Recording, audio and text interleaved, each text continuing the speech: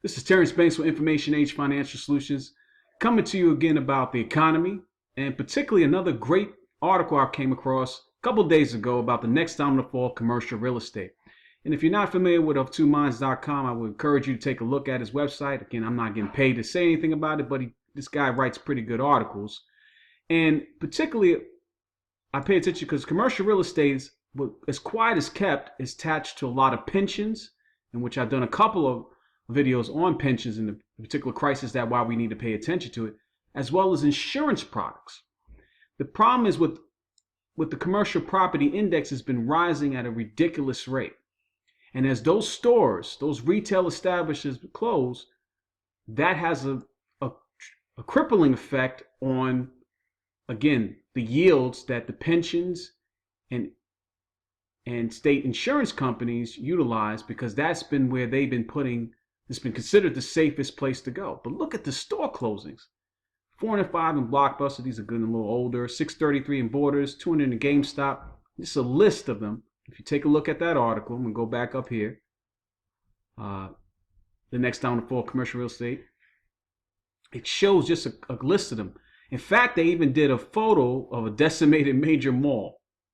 This was done by Gordon T. Long, another great person on the web that I pay attention to and stuff like that as well. I want to kind of highlight this particular passage here they wrote inside here.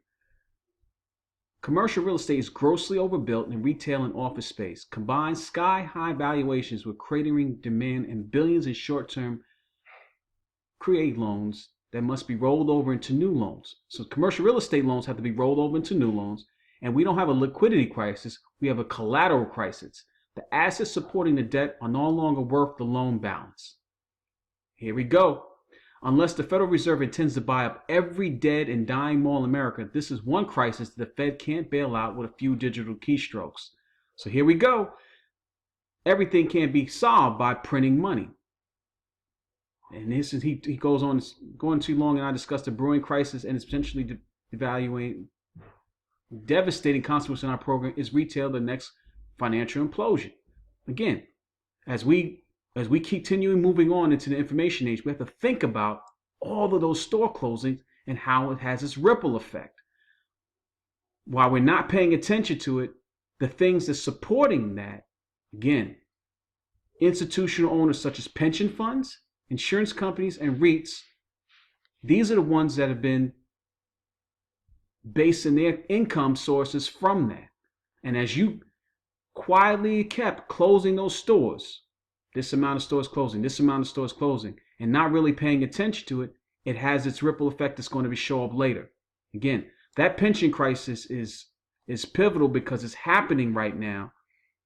Attention is not being brought up enough, and we're not really preparing for it to say, what are we going to do when these particular institutions that's been holding these particular, everything's backed by these things, starts crippling and falling.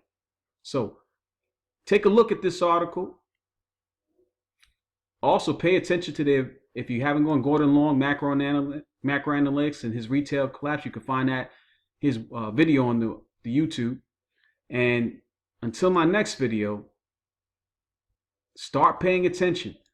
Commercial real estate, because stores are closing, we already know it's not a good thing, but it's more deeper than we can ever imagine. That these are the same places and backing that's backed for pensions and insurance companies, and that's quiet as kept, and that's going to erupt to a much bigger problem as time goes on.